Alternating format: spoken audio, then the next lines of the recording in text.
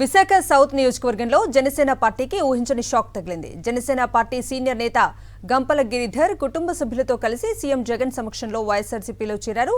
కండువా కప్పి పార్టీలోకి ఆహ్వానించారు సీఎం వైఎస్ జగన్. మరింత సమాచారం మా ప్రతినిధి నాయుడు అందిస్తారు. విశాఖ సౌత్ నియోజకవర్గంలో జనసేన పార్టీకి గట్టి ఎదురుదెబ్బ తగిలింది. గత ఎన్నికల్లో ఆ పార్టీ తరపున పోటీ చేసిన గంపల గిరిధర్ కుటుంబ సభ్యులతో కలిసి సీఎం వైఎస్ జగన్మోహన్ రెడ్డి సమక్షంలో వైఎస్ఆర్ కాంగ్రెస్ పార్టీలో చేరారు. వారందరినీ కూడా సీఎం సాధారణంగా పార్టీలోకి ఆహ్వానించారు. ఎందుకు జనసేన పార్టీని విడిచి వైఎస్ఆర్ కాంగ్రెస్ పార్టీలో చేరారు అనే విషయాలు మనతో మాట్లాడడానికి గిరిధర్ కుటుంబ సభ్యులు ఉన్నారు. సార్ చెప్పండి సార్, మీరు మొన్నటి వరకు జనసేన పార్టీలో ఉన్నారు, గత ఎన్నికల్లో పోటీ చేశారు, ఎందుకు జగన్ గారి సమక్షంలో పార్టీలో చేరారు? యాక్చువల్గా పునర్ ఆంధ్ర రాష్ట్రం ఉన్న పరిస్థితికి జగన్మోహన్ రెడ్డి గారి లాంటి గట్స్ ఉన్న నాయకుడిగా కావాలి.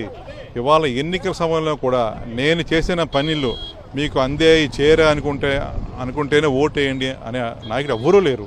ఈ రోజున కోవిడ్ అవనండి అనేక విపరీతుల్లో కూడా పేదవాడికి ఇబ్బంది కలగకుండా జగన్మోహన్ రెడ్డి అంటే అది పేదవాడి అదృష్టం. ఈ రోజుల్లో ఈ స్కూల్స్ అవ్వచ్చు, పిల్లల యొక్క భవిష్యత్తు కోసం, హాస్పిటల్స్ కోసం, ఇవన్నీ కూడా జగన్మోహన్ రెడ్డి గారు ఎంతో కష్టపడి ఆయన ఎన్ని ఇబ్బందులు ఎదుర్కొంటున్నా సరే, ప్రతిపక్షాలు అన్ని కుట్రలు చేస్తున్నా సరే, కేంద్ర రాష్ట్ర ప్రభుత్వంలో ఉన్న పార్టీలన్నీ ఏకమైనా సరే ఆయన ఒక్కడిగా ముందుకెళ్తున్నారంటే ఆయన మెచ్చుకోకపోతే విలువలే ఉండవని చెప్పి ఈరోజు నేను జగన్మోహన్ రెడ్డి గారి సమక్షంలో నేను తీర్థం పుట్టుకోవడం జరిగింది. అలాగే సంక్షేమ పథకాలు ఏ విధంగా అందుతున్నాయి? ప్రతిపక్ష పార్టీలు జగన్ గారి మీద చేస్తున్న దుష్ప్రచారాన్ని ఏ విధంగా? సార్, ఈయన బలం చూడలేకే దుష్ప్రచారం చేస్తున్నారు కదండి. పబ్లిక్లో ప్రతి వ్యక్తికి, ప్రతి మహిళకు కూడా జగన్మోహన్ రెడ్డి గారు ఇచ్చిన సంక్షేమ పథకాలు అన్నీ క్లియర్గా అందుతున్నాయి. దళారులు లేకుండా కూడా ఇంటికి వచ్చి అందుతున్నాయంటే అంతకన్నా ఉపయోగం చెప్పండి సార్. ఈ రోజుల్లో ఇప్పుడు ముసలి వాళ్ళు అవ్వచ్చు, ఎవరన్నా అవ్వచ్చు, వాళ్ళ ఇంటికి వచ్చి తెల్లవారుజామున 5 గంటలకు వచ్చి 1వ తారీఖున భర్త కూడా భార్యకి ఇవ్వలేడేమో, అటు తండ్రి కూడా కూతురికి ఇవ్వలేడేమో. జగన్మోహన్ రెడ్డి గారు మాత్రం రాష్ట్ర ముఖ్యమంత్రిగా ఉండి ప్రతి ఇంటికి కూడా 1వ తారీఖు పెన్షన్ వస్తుందంటే ప్రతి వాళ్ళు చాలా ఆనందంగా ఉన్నారండి. అదే కాకుండా కూడా స్కూల్స్ ఎంత అండి, స్కూల్స్ చూస్తుంటే ఆశ్చర్యం వేస్తుంది. మధ్యాహ్నం భోజన పథకాలు అవ్వచ్చు, మంచి క్వాలిటీ ఫుడ్ అవ్వచ్చు, మంచి ఎడ్యుకేషన్ అవ్వచ్చు, అలాగే వైద్యం కూడా.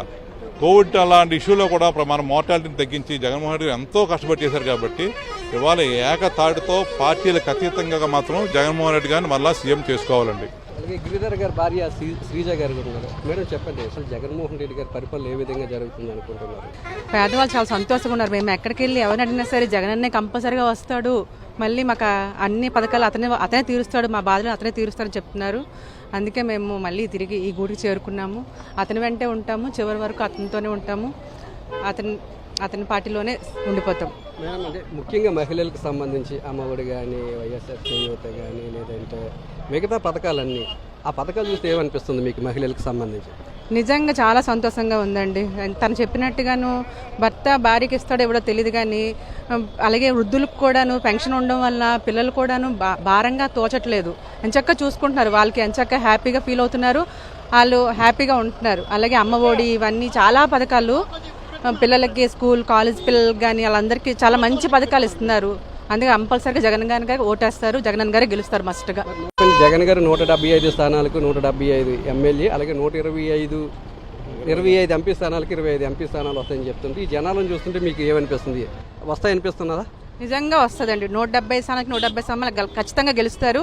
అలాగే 20 స్థానాలు కూడా ఎంపీ స్థానాలు గెలిచి కంపల్సరీగా సీఎంగా మళ్ళీ తన ప్రతాపం చూపిస్తారు. మళ్ళీ సీఎం వైఎస్ జగన్మోహన్ రెడ్డి గట్సున్న నాయకుడని, తన వల్ల ప్రజలకు మేలు జరిగితేనే ఓటేయండి అని చెప్పే నాయకుడు దేశంలో ఎవరూ లేరని, ఒక జగన్మోహన్ రెడ్డి మాత్రమే తనకు ఓటేయండి మీకు మేలు జరుగుతుందని చెప్పగలుగుతున్నారని, అలాగే పార్టీలకి, అలాగే కులాలకు, మతాలకు అతీతంగా ప్రతి ఇంటికి కూడా సంక్షేమ పథకాలు అందజేస్తున్నారని, సంక్షేమం అభివృద్ధి పథకాలు ప్రజలకు ఏవైతే అందుతున్నాయో వాటిని చూసే తాము తిరిగి వైఎస్ఆర్ కాంగ్రెస్ పార్టీలో చేరామని గిరిధర్ కుటుంబ సభ్యులు చెప్తున్నారు. కెమెరామెన్ రంగనాయకులతో నాయుడు, విశాఖపట్నం నుంచి.